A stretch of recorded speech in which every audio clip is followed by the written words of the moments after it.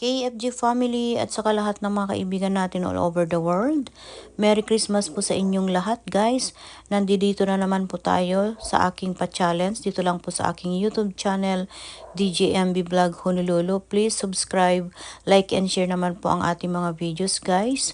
Ayan, okay. Ito na po ang Daddy number 2. Walang iba kundi ang ating KFG creator, Mr. Jesse Guinness, ang kanyang pang 12 na preparation po sa kanyang pagluto. Ang lulutuin po niya ngayon guys ay pork dinuguan daw ni Mr. B.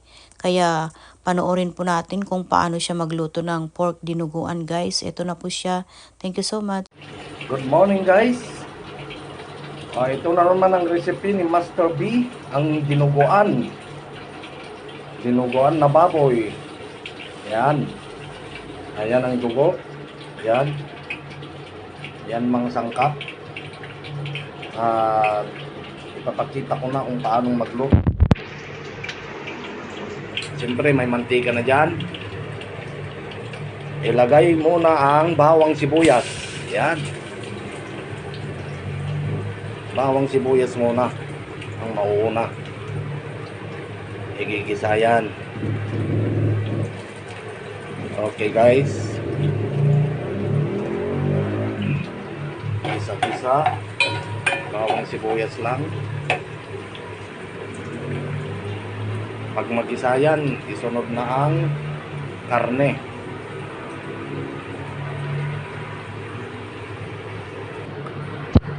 Yan guys, inilagay na ang laurel at saka paminta. Hintayin lang natin na mag-brown itong karne. Pwede natin ilagay ang dugo. Fresh na dugo ng baboy. Okay, wait a minute guys. Nailagay na ang dugo guys. Ayan, halo-haloin lang hanggang sa matuyo. Hanggang sa maging wala nang sabaw, magmamantika yan. Yan ang teknik ng magluto ng dinuguan. Hindi masabaw. Okay guys, hintayin lang natin na matuyo yan ng gusto. Bago natin lagyan ng suka. Ayan guys, kumukulo na. Hayaan mo lang na kumulo ng kumulo hanggang sa matuyo. Hanggang konti na lang ang sabaw. Saka natin lagyan ng suka. Yan, halu-haluin mo lang na ganyan.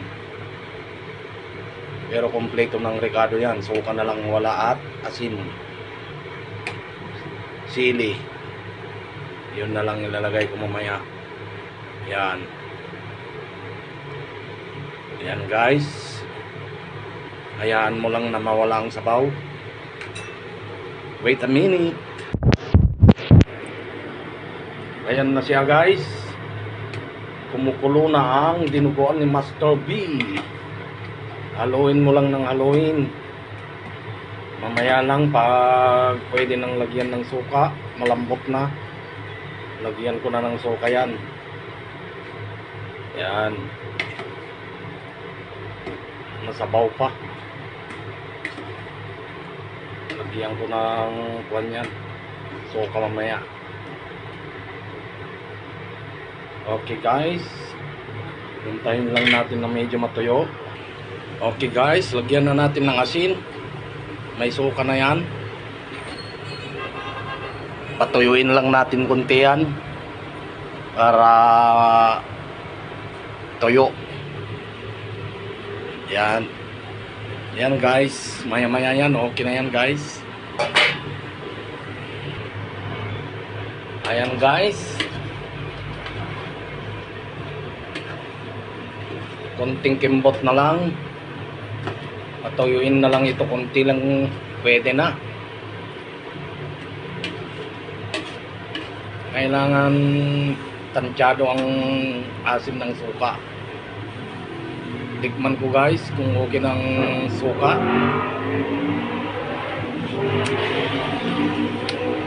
Okay na. kunting ano na lang yan, kunting patuyuin ko na lang, pwede na yan. Ang palatandaan dyan, pag kumintab na at nagmamantika na, pwede na. Okay, thank you for watching guys. Sana may natutunan kayo sa pagluluto ng dinuguan ni Master B na masarap. Okay, God bless.